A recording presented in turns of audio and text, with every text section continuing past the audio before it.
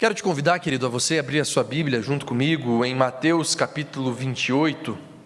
Quero expor aos irmãos apenas 3 versos nessa noite, 18, 19 e 20.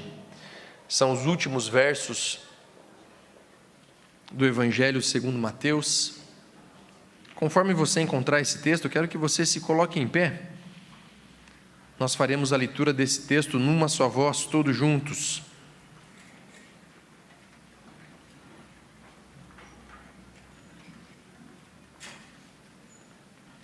Vamos lá? Jesus, aproximando-se, falou-lhes, dizendo: Toda autoridade me foi dada no céu e na terra. Ide, portanto, fazei discípulos de todas as nações, batizando-os em nome do Pai, do Filho e do Espírito Santo, ensinando-os a guardar todas as coisas que vos tenho ordenado. E eis que estou convosco todos os dias até a consumação do século. Santo Deus, nós estamos na sua presença e nós precisamos, Pai, com urgência da sua ação nas nossas vidas. Que nesse tempo o seu Santo Espírito ministre nos nossos corações a tua verdade, que essa seja uma palavra que confronte os nossos corações, que se existem pecados que talvez sejam intocáveis dentro de nós, que o Senhor os coloque para fora, que o Senhor revele a nós, que o Senhor nos fortaleça para que nós os vençamos, que no nome de Jesus, nesse tempo, nós sejamos moldados, segundo a sua boa vontade, no nome santo e poderoso de Jesus. Amém. Você pode se assentar, querido. Esse texto nós encontramos ali nos últimos versos do Evangelho segundo Mateus, as últimas palavras relatadas pelo apóstolo Mateus diante daquilo que o Senhor Jesus havia instituído àqueles que ficariam do seu nome. Nós precisamos ter bem claro nas nossas mentes que o Senhor Jesus, quando Ele chama para si discípulos, depois nomeia os seus apóstolos, Ele os envia.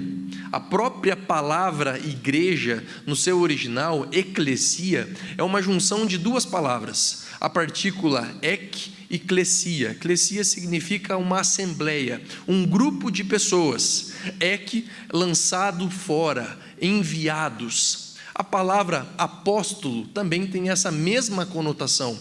A tradução simplificada dessa palavra é enviados. Ou seja, a igreja é o meio pelo qual o nosso Deus instituiu para que a sua missão se cumpra nesse mundo. É a ferramenta a qual o nosso Senhor instituiu para que aquilo que Ele deseja como o reino de Deus, como Ele atue entre nós, é a partir da igreja que o mundo conhecerá o Senhor e a sua palavra. Então nós precisamos entender bem claro que este é o nosso DNA. Nós fomos chamados pelo nosso Senhor, não para que nós vivamos intramuros, mas para que, como um povo de Deus, nós sejamos enviados por todas as nações. Este é o nosso DNA, nós fomos chamados para isso. Aqui então o nosso Senhor, Ele estabelece para nós essa missão.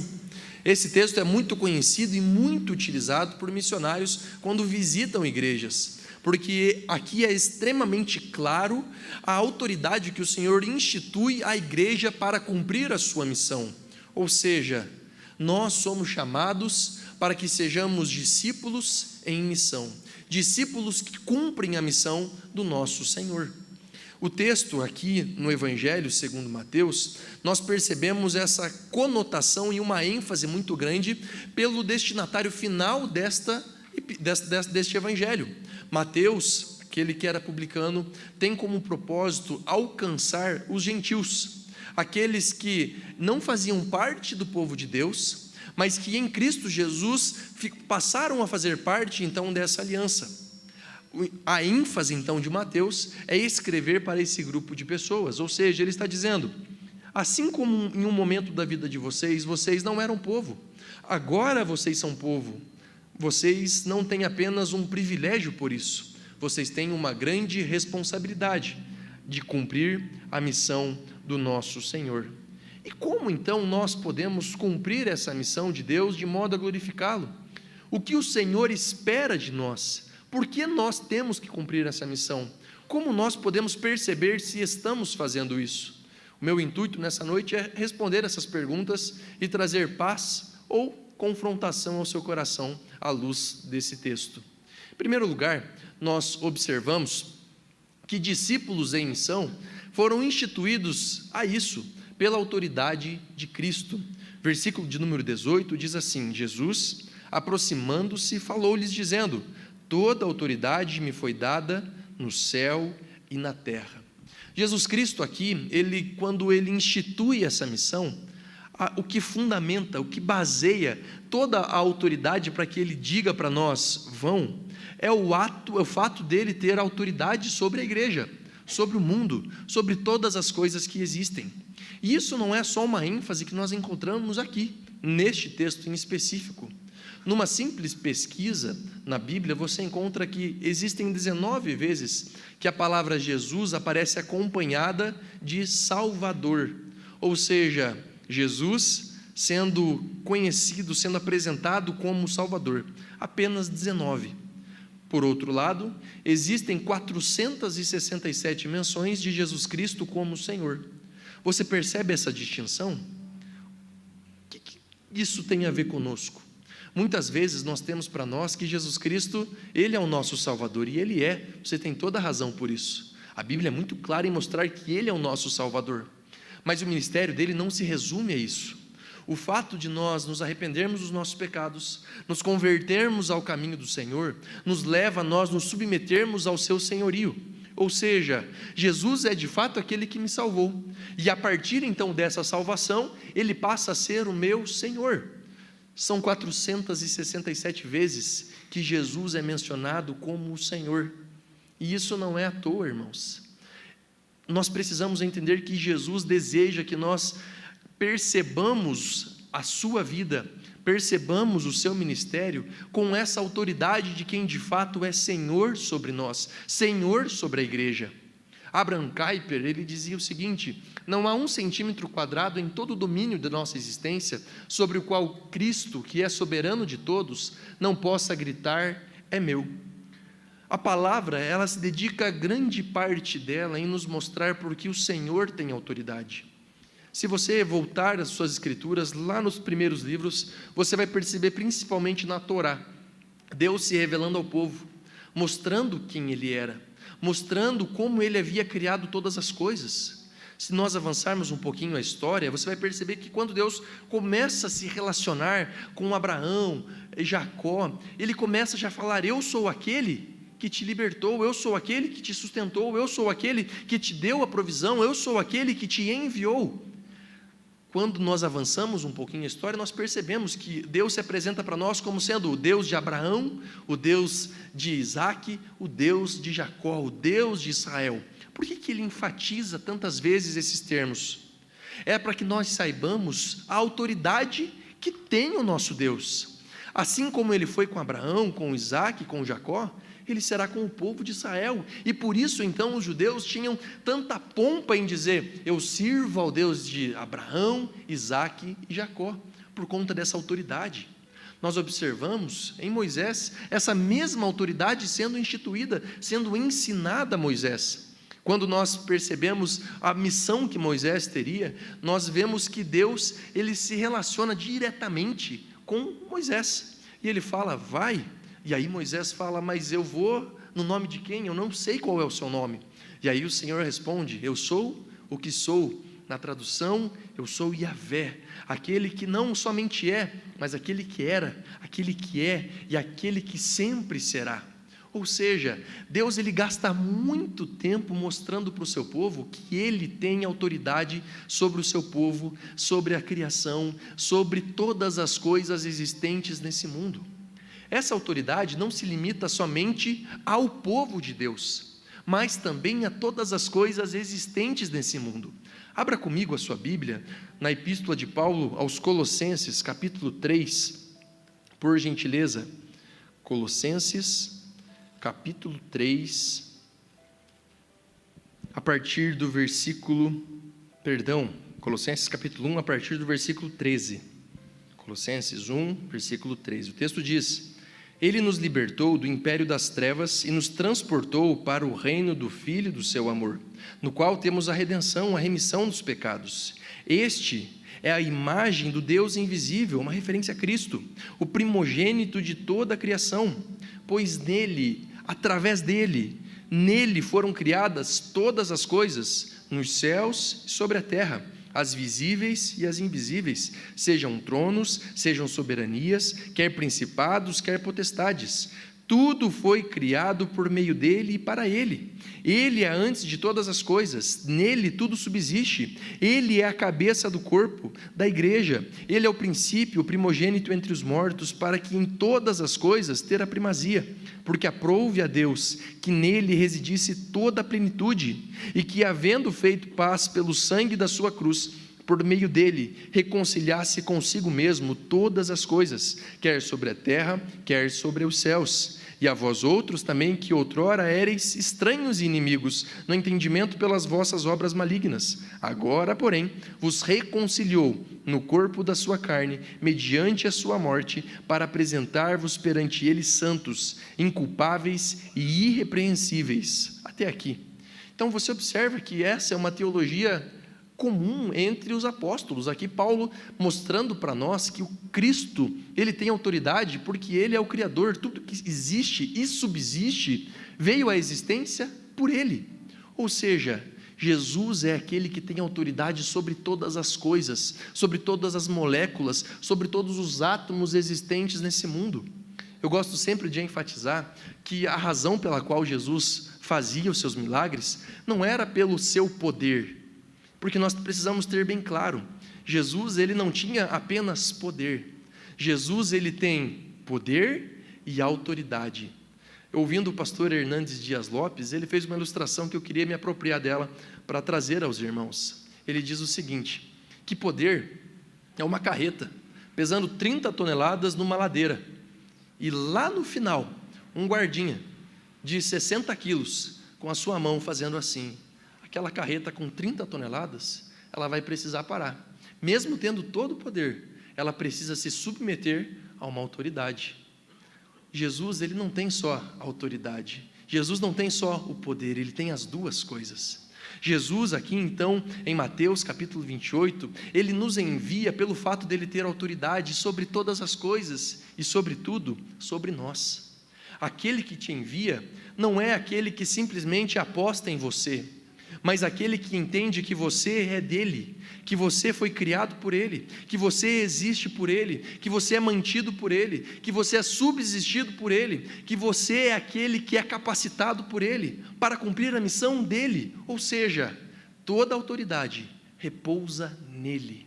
Por isso então, ele tem tanta convicção em dizer para nós, vão, cumpram essa missão. O interessante é que quando nós olhamos para a nossa realidade, nem sempre nós nos vemos capazes de cumprir essa missão. Tenta imaginar você transformar a vida de uma pessoa, você ser usado por Deus para que o reino seja propagado através de você. Talvez isso possa soar tão grandioso aos nossos ouvidos e nós nos acharmos tão pequenos diante de tamanho chamado. Mas aqui não é uma opção, aqui é um mandamento. No original, o texto apresentado por Jesus aqui aos seus discípulos, a ênfase, o imperativo, não está no ide, mas está no façam discípulos. Ou seja, você pode ler ali comigo. Jesus, aproximando-se, falou-lhes, toda autoridade me foi dada no céu e na terra. Avançando um pouquinho, ele fala, ide por todo mundo, façam discípulos. Ou seja, Jesus espera que nós cumpramos a sua missão, não é uma opção, é uma ordem. Então, por que nós precisamos cumprir essa missão? Pela autoridade de Cristo. Ele conquistou isso sendo nosso Criador. Ele conquistou isso morrendo por nós, comprando-nos pelo seu próprio sangue. Ou seja, quem nos pede é alguém que tem autoridade sobre isso. Deixa eu te perguntar, como você se submete às suas autoridades? Como você se submete ao sistema social de vida que nós temos como povo? Deixa eu te contar uma história. Certa vez eu quis passar a perna numa autoridade. Era a época de eleição, e uma das coisas que eu mais odiava fazer era ser mesário.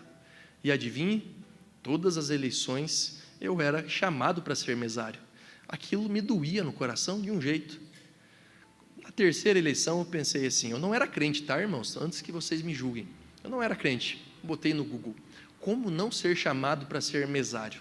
Aí tinha lá que se você fizesse parte de um partido político, você não precisaria, então, fazer parte das eleições, porque você teria uma tendência política ali, né? O que eu fiz? Entrei em todos os partidos. Apenas um eu poderia me afiliar de modo online. O PL, se eu não me engano era o PL. E aí, entrei lá, me cadastrei, recebi um diploma na minha casa, agora você faz parte do PL. Beleza, não sabia nada sobre aquele partido, não tinha experiência nenhuma. Cheguei e recebi a carta do fórum, né, sobre o meu chamado, minha convocação para ser mesário. Eu falei, não vou nem responder. De repente, passa alguns dias, bate lá na minha porta um oficial de justiça. É o seguinte, senhor Leonardo, nós temos aqui uma intimação, uma convocação, você precisa assinar aqui, nós contamos com os seus trabalhos nas eleições. Eu falei, só um minutinho. Fui lá no meu quarto, peguei o meu diploma do PL. Infelizmente, eu não posso ajudá-los dessa vez. Daí ele, você faz parte do grupo diretório do partido? Eu falei, não. Então assine aqui, porque isso não vale nada para nós. Foi assim que aconteceu comigo, eu tentando subornar a minha autoridade e colocá-la de lado. Mas, normalmente, não é assim que nós nos comportamos, porque nós não temos muita opção sobre isso. Se nós recebemos uma intimação para que nós compareçamos ao fórum, prestar esclarecimentos sobre qualquer tipo de assunto, nós temos que ir. Se você é convocado para ser um júri, fazer parte do júri no julgamento de alguém, você precisa ir. Se o exército te convoca para você se alistar, guerra no Brasil, você não tem a opção, deixa eu pensar, veja bem, acho que eu não quero ir. Nós não temos essa opção. A autoridade que Cristo está apresentando a nós é superior a toda e qualquer autoridade instituída por homens, é superior a toda e qualquer instituição criada por pessoas como nós. A autoridade apresentada pelo próprio Cristo não é a partir de um sistema social de governança, mas é a partir do Deus Todo-Criador dizendo, vão, cumpram missão, eu tenho essa autoridade, eu vos envio. Não é uma opção. A partir disso, queridos, nós não temos a possibilidade de resposta. Não adianta você, como eu, entrar no Google e tentar burlar esse sistema divino, porque homens nós podemos enganar, mas o Deus Todo-Poderoso nós nunca poderemos. Se o Senhor te chama para que você se apresente, se levante como um discípulo de Jesus, cumpra a sua missão, o nosso papel é dizer o quê? Eis-me aqui, Senhor, envia-me a mim. Não é, Senhor, tem um cara muito top na nossa igreja, Fernando, Roger, envia eles. Eles podem cumprir essa missão, Jesus, eu não consigo. Deus, envia o Gustavo, envia o Gabriel.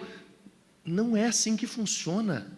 O Senhor chama eu e você, para que nós sejamos os seus discípulos, para que nós cumpramos a sua missão. E Ele não pede como alguém pede um favor, Ele pede como quem tem autoridade. Não seja aquela pessoa que diante de tamanha autoridade, você vai falar assim, Deus, você escolheu a pessoa errada.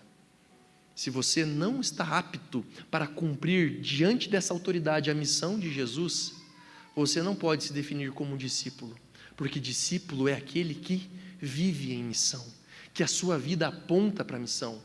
Segundo lugar, queridos, o Deus que tem autoridade, Jesus Cristo, Ele nos mostra que discípulos em missão são aqueles que também estão pela ordem de Cristo. Versículo de número 19 diz, ide, portanto, fazei discípulos de todas as nações, batizando-os em nome do Pai, do Filho e do Espírito Santo. Como eu já adiantei no outro ponto, aqui nós observamos a ênfase do texto. A ênfase do texto não é ide, não é vão. A melhor tradução desse texto do original poderia ser, à medida que vocês vão, façam discípulos. Por que é importante nós enfatizarmos isso? Porque nós, a partir de uma cultura sacerdotal, principalmente a partir de uma raiz católica apostólica romana, nós temos a ideia de que apenas sacerdotes ou missionários são aqueles que cumprem essa missão. Nós precisamos ir para fazer a missão. E isso não é verdade. Quando Jesus envia os seus discípulos, ele envia para que, à medida que eles fossem, eles cumprissem a sua missão, eles fizessem discípulos. Ou seja, precisamos ir para fazer missão? Também. Se nós hoje estamos aqui como Igreja de Jesus no Brasil, é porque um missionário pisou em terras brasileiras, evangelizou, uma igreja foi plantada, e até aqui então nós chegamos. Então, louvado seja Deus por aqueles que vão. Mas a obrigatoriedade não é ir, a obrigatoriedade é fazer discípulos. Podemos dizer que o ID é muito mais relacionado a um chamado específico transcultural, quando o fazer discípulos é uma obrigação de todos os discípulos de Jesus. Façam discípulos é, por natureza, um imperativo, é um mandamento energético, uma ordem. É Jesus dizendo, com essa autoridade que Ele apresenta a nós, dizendo: vocês precisam fazer discípulos, vocês precisam cumprir essa missão. Não é uma opção, é um chamado, é uma convocação. Nós não podemos dizer não a isso. Nós precisamos fazer discípulos. E o que seria fazer discípulos?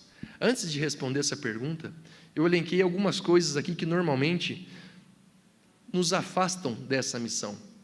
Algumas desculpas que normalmente nós levantamos diante do chamado de Jesus de fazer discípulos. Primeira delas, o comodismo espiritual. Nós estamos acostumados a viver a nossa fé, a nossa espiritualidade, à medida daquilo que nós cremos ou experimentamos. Eu não preciso mais fazer coisas, eu já fui salvo, eu já vivo uma vida que busca a santidade, alguém que está buscando uma transformação, então eu vejo o Evangelho apenas como uma transformação pessoal. Não é assim que funciona. O comodismo espiritual é aquilo que nós chamamos de pecado. O pastor Ricardo Agreste diz que crentes que têm esse comodismo espiritual são aqueles que sofrem de paraplegia espiritual, não produzem frutos nenhum, são crentes, mas não saem do seu lugar, estão sempre fazendo as mesmas coisas, sem produzir quaisquer outros frutos para o nosso Senhor. Irmãos, nós precisamos resgatar isso dentro de nós, de querer provar coisas extraordinárias de Deus, de pessoas no nosso ambiente de trabalho conhecendo a Cristo, se rendendo a Ele, de milagres acontecendo ao nosso redor. Nós nunca podemos nos acomodar quando falamos de Cristo e do seu chamado para nós. Nós precisamos sempre querer mais. É muito triste quando nós pautamos a nossa espiritualidade a partir daquilo que nós já vivemos. Uma fala recorrente de alguém que lida com a sua vida espiritual é essa: que saudades do meu primeiro amor. Nossa, quando eu era mais jovem, eu fazia tudo para Jesus. Irmãos, aquilo que deve mover a nossa fé não é aquilo que nós já vivemos, mas aquilo que nós ainda não experimentamos e não vivemos diante de Deus. Qual é a sua esperança, qual é a sua expectativa para aquilo que Jesus fará a partir da sua vida? Quando você olha para o seu futuro, o que você pensa? Deus me fortalece para que eu consiga evangelizar 50 pessoas. Me fortalece para que eu possa ser instrumento do Senhor, para que pessoas se rendam e reconheçam o Senhor como Senhor e Salvador. Qual é a sua expectativa quando nós falamos sobre o seu futuro? Não se acomode por aquilo que você já viveu. Não incorra nesse erro. Esteja sempre com essa ansiedade espiritual. Eu quero mais de Ti, Senhor. Se o Senhor falou comigo na minha devocional há 10 anos atrás, eu vou buscar tanto o Senhor, que daqui a pouco nada vai impedir que Ele se manifeste para mim de uma maneira extraordinária, que o meu coração queime, que a Sua presença seja real, que eu me quebrante, que eu chore, que a minha vida seja transformada. Qual é a sua expectativa espiritual, irmão? Se afaste do comodismo. Segunda desculpa: medo e insegurança. Apoiamos o resultado da missão a partir das nossas capacidades. Isso sempre irá gerar em nós medo e insegurança. Mas deixa eu te lembrar, Jesus nunca te chamou para que você seja o responsável pelo fruto. que Ele manda nós fazermos? Que nós semeemos. Quem que dá o crescimento? É Ele. É Ele que produz o fruto, é Ele que faz todas as coisas crescerem e acontecerem. A nossa missão nunca foi o resultado, a nossa missão é o plantio. Como nós podemos ter medo por fazer algo tão simples, que é soltar as sementes do Evangelho por onde quer que nós formos? Como nós podemos ficar inseguros, tendo em vista que quem dará o resultado é o próprio Deus e não nós? A nossa missão é nos preocupar com a plantação, soltar essas sementes do Evangelho por onde quer que nós formos. Só que às vezes a gente tem medo do quê? Do que as pessoas vão pensar de nós. Esse é o pecado que nós chamamos de egolatria. Você não está preocupado com o Evangelho, você está preocupado com o que as pessoas vão pensar sobre você por você pregar o Evangelho. Então, para que você sustente uma imagem de sucesso, você então se guarda, priva o Evangelho a sua própria existência, a sua própria individualidade. É pecado isso, irmãos. Por onde quer que nós formos, nós precisamos deixar essas sementes do Evangelho. Qualquer pessoa que nós encontrarmos, nós temos que deixar as sementes do Evangelho. É nós caçarmos oportunidades de pregar o Evangelho. Nós fazermos novas amizades, não preocupados se elas vão trazer determinado valor à nossa vida, ao nosso status social, mas se aquelas pessoas podem ser possíveis crentes, homens e mulheres que Deus levantará a partir da minha vida. Por que ter medo daquilo que Deus fará? Por que ser inseguro a partir daquele que te dá toda a segurança? Pare de amar a si mesmo, ame mais o Senhor da sua vida, plante essas sementes e veja o resultado extraordinário de Deus acontecendo aos seus olhos, porque isso aqui não é uma possibilidade, isso vai acontecer. Quando nós somos fiéis com Deus, Ele é fiel conosco. Se Deus manda nós plantarmos, o que acontecerá? O nosso contexto será transformado, as pessoas à nossa volta serão transformadas. Então este é um imperativo, uma ordem energética. Nós precisamos fazer discípulos. E como nós fazemos discípulos? Terceiro lugar, discípulos em missão são aqueles que são chamados, perdão, o meu erro ortográfico ali, é para a transformação. Versículo de número 20, ensinando-os a guardar todas as coisas que vos tenho ordenado, e eis que estou convosco todos os dias até a consumação do século. Coloquei um mapa ali, se você pode observar, está um pouquinho pequeno. Vocês viram como é que funciona? Obrigado, senhor Agnaldo. Discípulos em missão para a transformação. Esse mapa, nós observamos ali, é o mapa da região onde estava localizado o povo de Deus, a igreja primitiva. Aonde tem aquele check ali, é onde está localizada a cidade de Antioquia da Pisídia. Essa não é a Antioquia da Síria, essa é a Antioquia de Atos capítulo 13, da missão paulina. Quando Paulo ele cumpre a sua viagem missionária, ele passa até a Antioquia da Pisídia, e ele planta essas sementes. O evangelho é pregado lá. Irmãos se convertem a Jesus. Só que é muito lindo da gente ver o que acontece quando sementes são plantadas. Paulo não permaneceu ali. Os irmãos que estavam ali permaneceram. E a cidade começou a ser transformada. Mas não foi uma transformação assim, meramente de alguns irmãos que conheceram a Jesus. Toda aquela cidade foi transformada. Sabe por quê? Determinado ano, eu não lembro exatamente qual, aproximadamente 140 depois de Cristo até 200 depois de Cristo é quando aconteceu essa alteração. O nome dessa cidade foi mudada. Agora não se chamaria mais Antioquia da Pisídia. Sabe qual seria o nome dela? Cristópolis. Uma das cidades conhecidas principalmente pelo povo de Éfeso, que tinha muitas similaridades pela adoração a deuses estranhos, pelo comércio de deuses, homens e mulheres que dedicavam sua vida construindo estatuetas para venderem aos turistas que passavam por ali. O que começou a acontecer? Paulo soltou essas sementes. Aqueles homens que antes eram responsáveis por produzir esse tipo de material, eles se converteram. Adivinha o que precisou acontecer? Eles não poderiam mais fazer esse tipo de coisa. Como nós podemos continuar vendendo ídolos, tendo em vista que agora nós conhecemos a Jesus?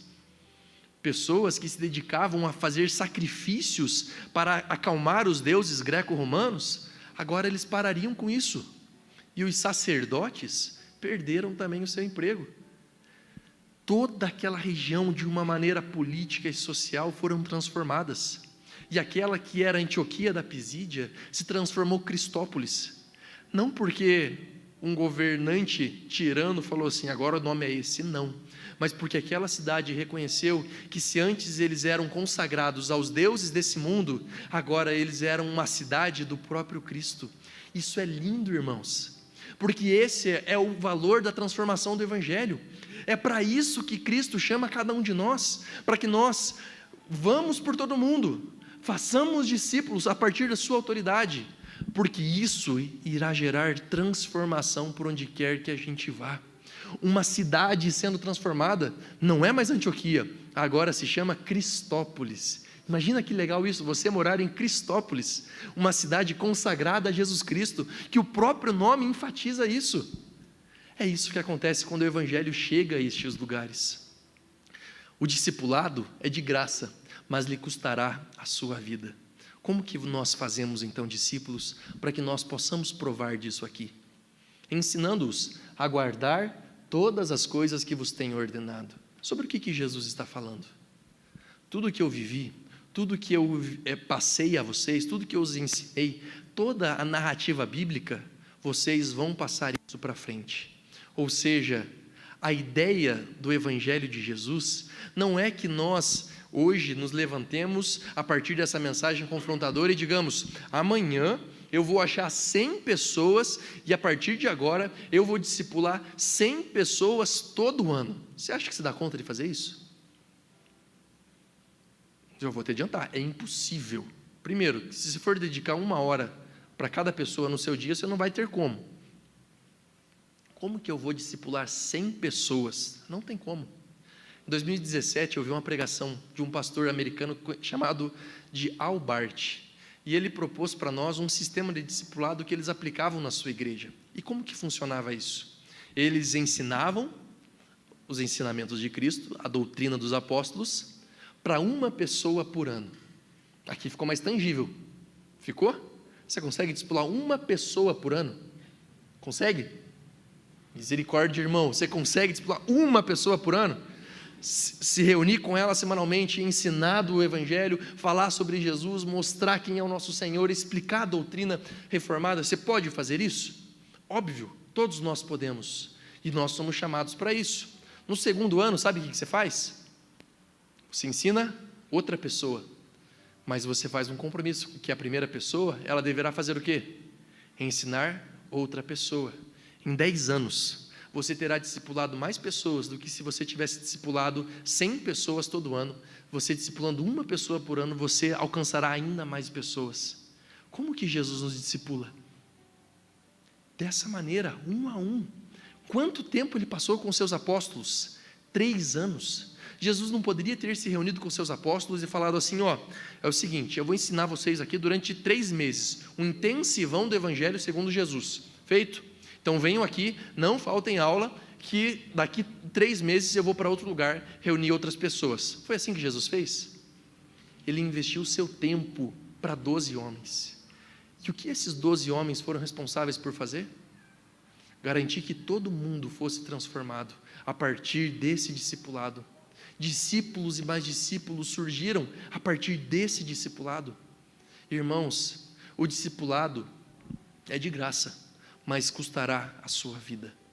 Nós precisamos entender que a igreja é a ferramenta, um instrumento que o Senhor usou, levantou para que nós alcancemos todas as outras nações. E como nós respondemos a isso?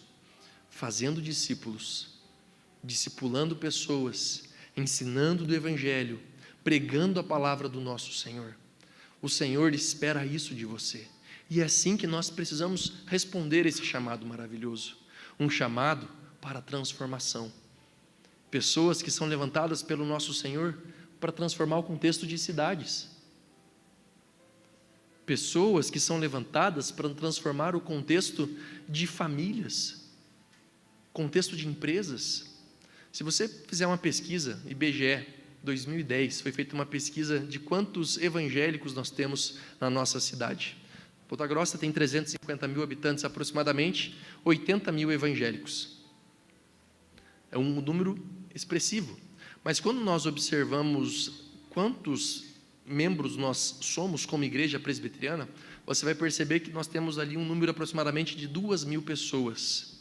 Aí a minha pergunta: nós conseguimos ter uma relevância estrutural na nossa cidade, para a transformação da nossa cidade, vivendo somente no nosso intramuros? Se nós somos 2.000, tem ainda pelo menos 300 mil pessoas para nós alcançarmos. Quem está disposto a isso? Aí que você fala: eis-me aqui, Senhor. Se você falar isso, querido, você está assinando um compromisso com o próprio Deus, de caminhar, de cumprir a sua missão. Mas lembre-se, se você é discípulo, é para isso que o Senhor te chamou. Nós observamos que tudo isso é aquilo que Jesus fez por nós. Ele é aquele que teve toda a autoridade, mas Ele não usou dessa autoridade a partir da sua tirania. Ele, como um servo, serviu o seu povo, para os ensinar a respeito dele e da sua mensagem. Ele, que era o Deus Todo-Poderoso, que habitava junto com Deus Pai nos céus, se fez homem, viveu entre nós, investiu tempo com pessoas que não tinham nada para oferecer. Esse mesmo Jesus é aquele que envia cada um de nós. Mas até aí, tudo bem. A grande questão é como esse verso termina. O texto diz: e eis que estou convosco todos os dias, até a consumação do século. Alguém está vendo Jesus aqui? Será que Jesus está aqui com você? Quando Jesus envia o Consolador, o próprio Espírito Santo de Deus, nós nos tornamos a habitação de Cristo. E a missão será cumprida, não porque nós podemos, mas porque o Espírito foi derramado. E Ele é a própria presença de Jesus na nossa vida, nos capacitando, nos dando poder, nos dando unção, para que nós cumpramos essa missão com êxito, tendo em vista que Ele é aquele que está conosco. Aquele que te chama, aquele que te envia, é o mesmo que está contigo. Vá, cumpra a missão de Jesus, faça discípulos e descanse na soberania do nosso Senhor. Que Deus te abençoe. Gostaria de chamar o grupo de louvor aqui à frente. Coloque-se de pé, eu quero orar.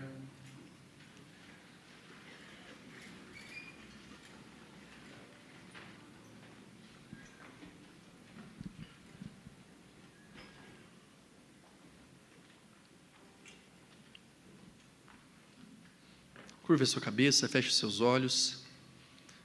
Eu quero que nesse tempo você faça um diagnóstico da sua espiritualidade. O quanto você tem vivido para você, o quanto você tem se disposto a cumprir essa missão. Senhor Jesus, nós estamos aqui diante da sua presença e nós clamamos, Pai, em primeiro lugar pela tua misericórdia, que o Senhor, Pai, esteja habitando em cada um de nós, dando-nos visão, discernimento e sabedoria, Senhor, para que nós possamos viver como discípulos que cumprem a sua missão. Pai, nós não queremos viver uma vida conformada, uma vida onde o fim principal é o nosso conforto e os nossos sonhos. Pai, nós queremos, assim como aqueles homens se levantaram e ofereceram toda a sua vida por amor do Senhor, para pregar a sua mensagem, é assim que nós queremos ser. Pai, que os nossos inimigos, mesmo vivendo no Brasil, não são carrascos, Estado Islâmico, perseguidores. Nós não vemos aqui o Império Romano, mas muitas vezes nós vemos a nossa própria preguiça, Pai, a nossa própria paraplegia espiritual nos travando. Senhor, repreende isso, Senhor. Cria no nosso coração um coração servo, um coração que ama o Senhor, um coração, como Paul Washer diz, um mendigo encontra pão e a primeira coisa que ele faz é contar para os outros mendigos aonde tem pão. Pai, o Senhor é o pão da vida, o Senhor nos resgatou. Não deixe que nós guardemos essa mensagem somente para nós. Nos mostra as pessoas que o Senhor espera que nós entreguemos este pão maravilhoso, essa água que mata a sede da nossa alma, que apresentemos esse pastor que cuida das suas ovelhas. Pai, no nome de Jesus, usa-nos poderosamente, ó Deus, capacita-nos, Deus, enche-nos do seu poder. Nós queremos viver o extraordinário do Senhor, nós queremos viver uma vida que te glorifique, ó Deus, uma vida totalmente devotada ao Senhor. Livra-nos dos nossos ídolos, da nossa idolatria, dos nossos sonhos e daquilo que nós temos construído a partir da força do nosso braço. Pai, nos faz semeadores do seu Evangelho. A sua palavra fala que a seara é grande, mas os trabalhadores são poucos. Pai, que nessa noite aqui, cada irmão, cada vida representada, seja um trabalhador, seja um plantador, seja alguém que vai semear teu amor, a tua palavra, por onde quer que for. Em nome de Jesus, Pai, que nós oramos. Amém.